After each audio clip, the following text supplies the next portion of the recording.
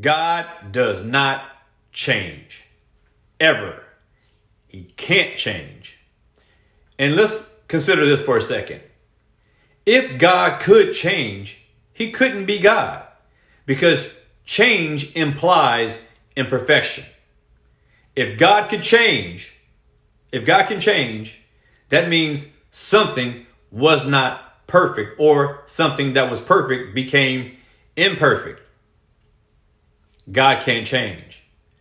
So what does this mean as it pertains to you as a believer or an unbeliever? If God has set his affections upon you, if God has ever loved you, he always will. If God called you to faith in him through Jesus Christ, you can never go back to the world, because he can't change.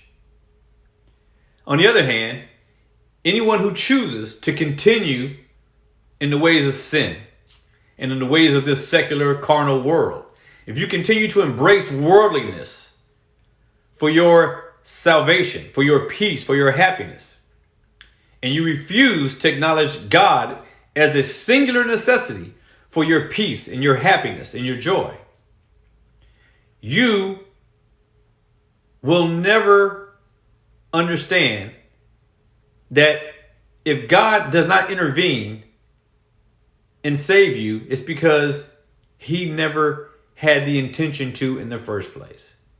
And because he cannot change his view of you, you can never come out of that state of stupor.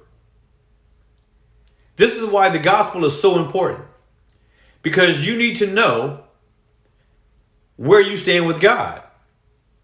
If you come to Christ, if you come to faith in Christ, you will know that God has always loved you and that he has always had his sights on you. All of us who are saved, we all know when we look back at our lives that he was always with us. We know that even when we were away from him, even when we wanted nothing to do with him, we now know as believers that he had everything to do with us all along the way. We just came of age and we realized who our Father is.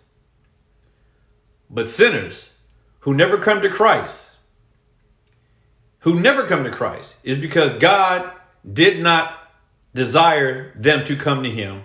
And because he cannot change, they were never saved. God cannot change. Believe or not, but